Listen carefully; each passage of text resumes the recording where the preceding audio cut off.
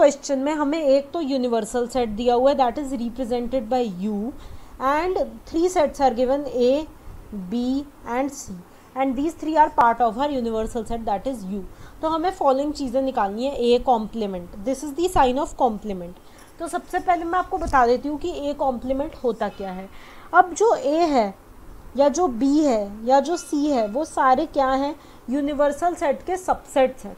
Understood, मतलब वो universal set के अंदर आ रहे हैं। तो मैं इसको वेन डायग्राम से आपको समझाती हूँ। जैसे ये एक वेन डायग्राम है, ओके, ये यूनिवर्सल सेट है मेरा, इससे मेरा एक सेट है ए, ये मेरा ए सेट है।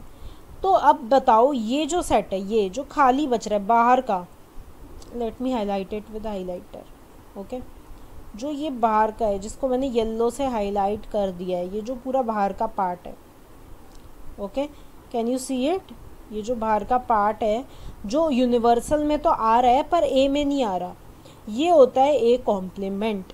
तो ए कॉम्प्लीमेंट सिंपली क्या होता है, यूनिवर्सल में से अगर हम ए को माइनस कर दें तो हमारे पास ए कॉम्प्लीमेंट आ जाता है।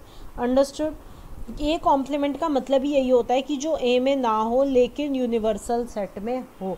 तो ए कॉम्प्लीमेंट क्या हो जाएगा, universal minus A, that is मैं यूनिवर्सल तो मुझे चाहिए ही पर मुझे ए का कोई एलिमेंट नहीं चाहिए उसमें।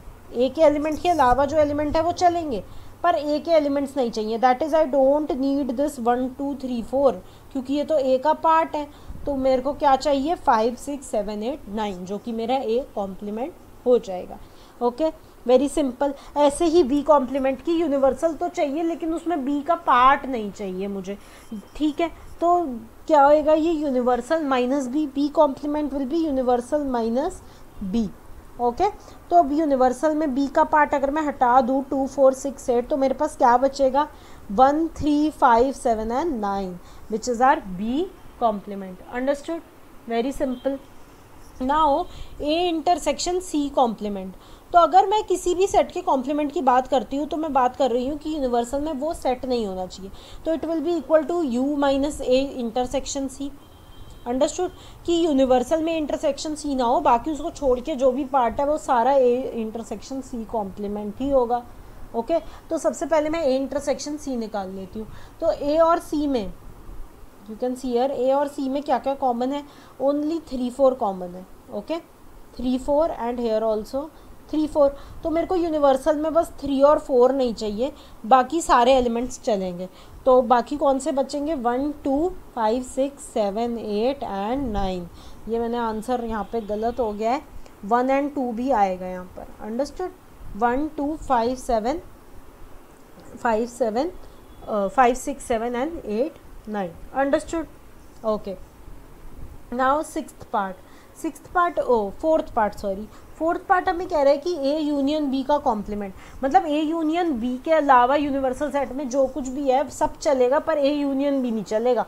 तो इसका मतलब क्या होएगा कि union minus A union B, मतलब universal minus A union B, कि यूनिवर्सल हो लेकिन उसमें ए यूनियन बी ना हो।